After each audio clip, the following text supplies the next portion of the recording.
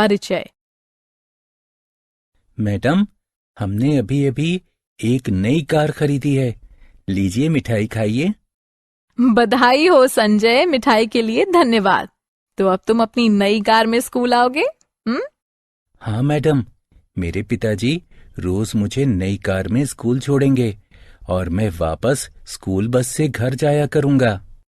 बहुत अच्छे संजय, हम सभी रोज स्कूल आते हैं। हम में से कुछ बस से आते हैं, कुछ स्कूल बस से और कुछ अपनी गाड़ियों से। लेकिन क्या तुम जानते हो कि पहले के लोग एक स्थान से दूसरे स्थान तक कैसे आया जाया करते थे? बैलगाड़ी और तांगे से मैडम। शाबाश संजय। आओ प्राचीन काल में यातायात के लिए उपयोग किए जाने वाले कुछ साधनों के बारे में जानें। बच्चों, इस पाठ में हम आने जाने के विभिन्न साधनों और दूरियों के मापन और गतियों के प्रकारों के बारे में जानकारी प्राप्त करेंगे। उद्देश्य।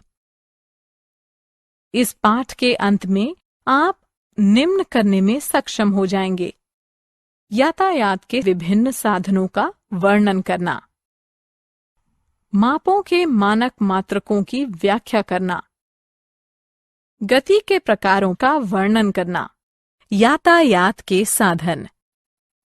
क्या आप जानना चाहते हैं कि प्राचीन काल में लोग कैसे आवागमन करते थे? प्राचीन काल में एक स्थान से दूसरे स्थान पर आने जाने के लिए लोग हमेशा पशुओं का उपयोग करते थे। उदाहरण के लिए बैलगाड़ी, घोड़ा गाड़ी आदि। क्या आप आज बैलगाड़ी से स्कूल आने जाने की बात सोच सकते हैं? जी नहीं। आज हमने तरक्की कर ली है और यह ज्ञान प्राप्त कर लिया है कि यातायात के बेहतर साधनों के लिए हम ईंधन और प्राकृतिक संसाधनों का उपयोग कर सकते हैं। इसलिए जैसा कि आप देख सकते हैं, आज कहीं भी आने जाने के लिए हमारे पास मोटर गाड़ियां, बसें, रेल, मोटर बाइक, हवाई जहाज इत्यादि हैं। माप का परिचय। क्या आप जानते हैं लोग कैसे समझते हैं कि उन्होंने कितनी दूरी तक यात्रा की है या किसी कुर्सी की टांग की लंबाई कितनी है? यह कार्य मापन क्रिया से किया जाता है। माप का अर्थ किसी अज्ञात राशि यानी परिमाण की उसी प्रकार की कुछ ज्ञात राशि से तुलना करना है। यह ज्ञात निश्चित राशि मात्रक कहलाती है। जब आप इस गणना का परिणाम निकालते हैं तो आपको माप के दो भाग प्राप्त होते हैं, एक संख्या और दूसरा माप का मात्रक। आप एक स्थान से दूसरे स्थान की दूरी की गणना भी कर सकते हैं, जैसे स्कूल से आपके घर की दूरी। माप के मात्रक। प्राचीन काल में माप के मात्रकों में एक पैर, एक कदम की दूरी और हाथ की चौड़ाई का उपयोग किया जाता था, किंतु इन्हें सही मानना कठिन होता था क्योंकि लोगों के पैरों की लंबाई में अंतर होता था। मात्रकों को मानक रूप देने के लिए मीटरी पद्धति का उपयोग शुरू हुआ।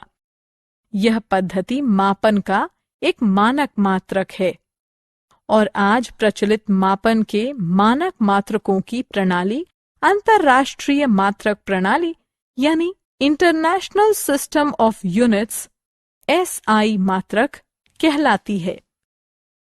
SI मात्रक की लंबाई 1 मीटर होती है। प्रत्येक मीटर को 100 समान भागों में बांटा जाता है। इन्हें सेंटीमीटर यानी cm कहते हैं। प्रत्येक सेंटीमीटर के 10 समान भाग होते हैं। इन्हें मिलीमीटर यानी mm कहा जाता है। दूरियों के मापन के लिए हम एक शब्द का उपयोग करते हैं जिसे किलोमीटर कहा जाता है। लंबाई का मापन। किसी वस्तु की लंबाई मापने के लिए हमें एक सही उपकरण की जरूरत होती है ताकि सटीक परिणाम मिले। उदाहरण के लिए, बढ़ई का मापक औजार दर्जी के मापक उपकरण से भिन्न होता है। अगर इनका उपयोग एक दूसरे के स्थान पर किया जाए तो आप अंदाजा लगा ही सकते हैं कि इससे कितनी गड़बड़ होगी। वक्र रेखा की लंबाई मापना।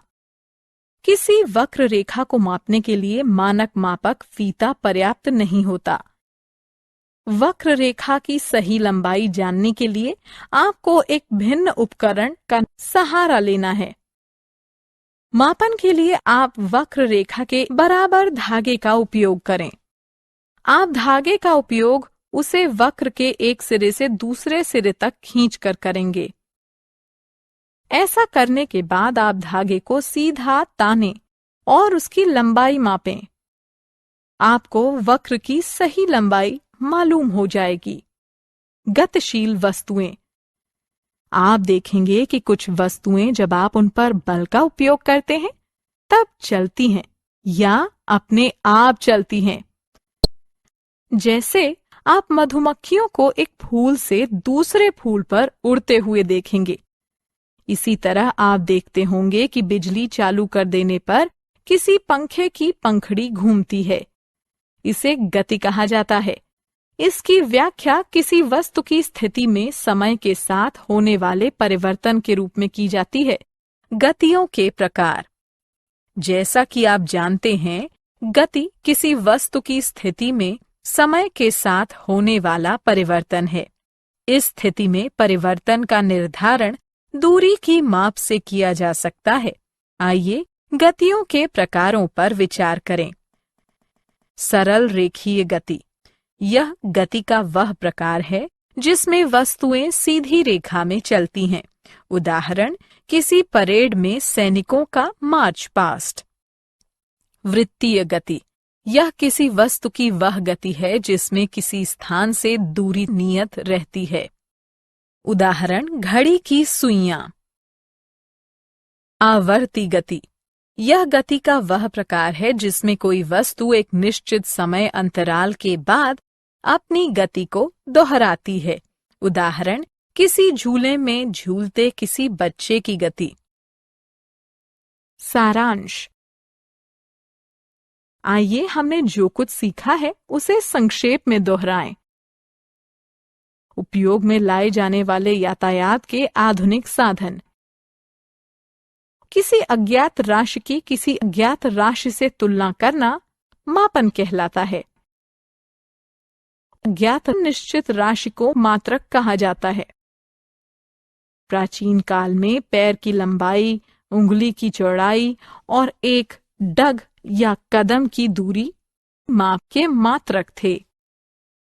आज प्रचलित माप की मानक मात्रक पद्धति अंतर्राष्ट्रीय मात्रक प्रणाली यानी SI मात्रक के रूप में जानी जाती है।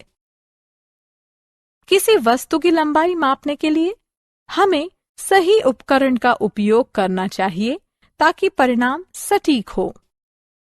किसी वस्तु की स्थिति में समय के साथ साथ होने वाला परिवर्तन गति कहलाता है। गतियों के 3 प्रकार होते हैं: सरल रेखीय, आवर्ती और वृत्तीय।